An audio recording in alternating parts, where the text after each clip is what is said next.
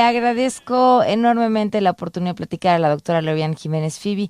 ¿Cómo estás, Lorian? Muy buenas noches. Pamela, muy buenas noches. Muchas gracias por la invitación. Gracias por acompañarnos. ¿Qué sí sabemos hoy sobre Omicron? Ok, lo que sabemos sobre la variante Omicron es esto. Es una variante que se desarrolló porque hemos dejado al virus transmitirse ilimitadamente entre los seres humanos. Como el resto de las variantes, pues esto es lo que ocurre cuando se comete la irresponsabilidad de no detener la transmisión del virus. Entonces, como Delta no fue la última ni la peor, Omicron, si seguimos en este camino, tampoco lo será. Hoy Omicron sabemos lo siguiente, sabemos que la preocupación internacional que se ha mostrado por el surgimiento de esta variante no es gratuita esa preocupación. Es decir, sí hay mucho de qué preocuparse. Ahora, ¿es necesario que entremos en pánico? Evidentemente no necesitamos el pánico que nos paralice. Necesitamos estar preocupados para ocuparnos en hacer algo al respecto. Sabemos de Omicron que la primera muestra, ahorita en retrospectiva, que se han analizado muestras hacia atrás para tratar de identificar al primer paciente que cargaba con esta variante, se ha identificado que fue el 9 de noviembre, la primera muestra conocida de un paciente que estaba infectado por esta variante. El 24 de noviembre las autoridades sanitarias de Sudáfrica dieron el anuncio internacional. Al día de ayer, porque hoy todavía no se tiene el recuento completo, al día de ayer ya eran 12 países en donde se propagaba esta variante, y esos 12 países ya tienen representatividad en los 5 continentes. Es decir, no se originó, no sabemos dónde se originó, pero sí sabemos que se detectó por primera vez en Sudáfrica, después en Botsuana y en Hong Kong, 2 casos, uno que venía de Sudáfrica y otro que fue una infección que ocurrió dentro de un centro de aislamiento de este paciente que venía de Sudáfrica. Entonces, ahora son 12 países que incluyen Países Bajos, Australia, Canadá, Dinamarca, Alemania, Reino Unido, Israel, Italia y Bélgica. Entonces, lo que sabemos de las características de esta variante es algo que debe preocuparnos mucho. ¿Por qué?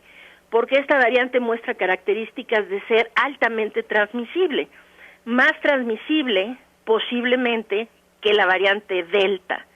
Es decir, la variante Delta llevó un tiempo para desplazar al resto de las variantes en el mundo y convertirse en la variante predominante, que prácticamente ahora representa más del 90% de todos los contagios a nivel mundial, ¿ok?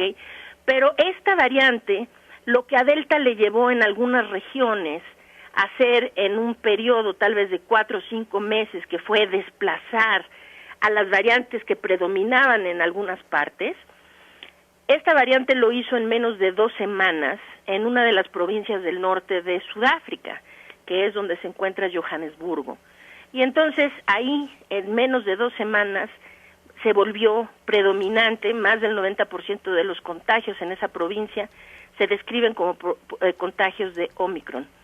Esta es la base principal por la que los países del G7 hoy se reunieron a discutir única y exclusivamente esta situación. Y esto pues no es gratuito, ¿no? La variante Omicron sabemos por los análisis, y aquí hay que ser un poco cuidadosos, Pamela, porque necesitamos saber diferenciar entre lo que es información de laboratorio, información teórica de laboratorio, y otra que es información en campo, información poblacional, información en la vida real, ¿no?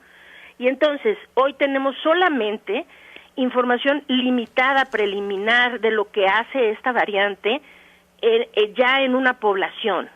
Pero sí, lo que tenemos ahorita es mucha información, vamos a decir, de laboratorio. Los análisis de sus mutaciones, de su material genético, nos permiten inferir algunas características, funciones y comportamientos que puede tener esta variante. Y entre otras se infiere que puede ser mucho más evasiva de la inmunidad que cualquiera de las demás variantes que hemos visto hasta este momento. Las mutaciones que tiene en la proteína de espiga, que es lo que utiliza el virus para adherirse a las células que va a infectar, y contra lo que están dirigidos la mayor parte de los anticuerpos que se generan después de la vacunación, que es la proteína de espiga. Las mutaciones en esa proteína de espiga son tan abundantes y significativas que se cree que esta variante podría evadir no solo la inmunidad la inmunidad generada por la vacunación, sino también la inmunidad generada por la infección natural. Esta es primera vez que vemos esto. Ahora, pues necesitamos esperar datos para saber cuál es la magnitud de esta característica.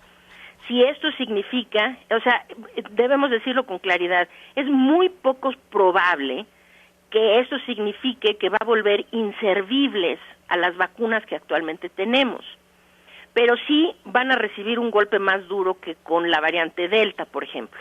Entonces, necesitamos saber si va a estar evadiendo la inmunidad de todas las vacunas, de solo un grupo de vacunas, cuáles y qué tanto, para saber si esto significa que necesitamos tal vez dosis adicionales o se necesitan modificar las vacunas actuales o de plano se necesitan generar vacunas nuevas. Estas son preguntas que tenemos que no se pueden en este momento contestar, pero que en el transcurso de las siguientes 2 semanas tendremos mucha información, porque incontables grupos de investigación y las farmacéuticas, por lo menos de Pfizer y de Moderna, están activamente trabajando sobre esta pregunta. En un par de semanas debemos de tener mucha más información en este sentido.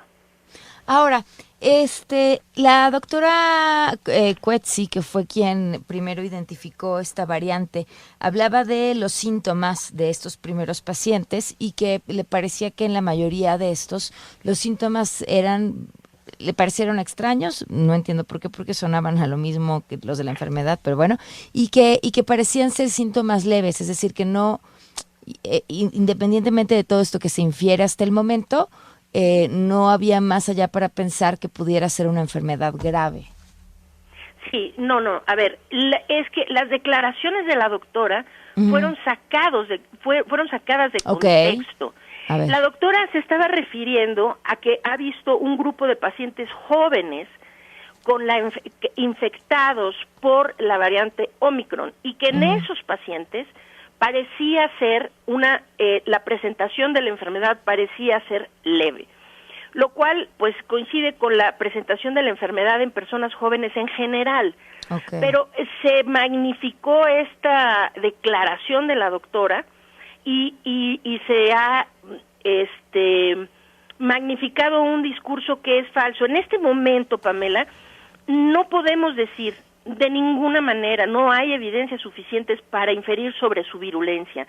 Es decir, si esta variante es más agresiva, menos agresiva, si es igualmente agresiva que Delta, vamos a poner, no lo podemos decir ahorita.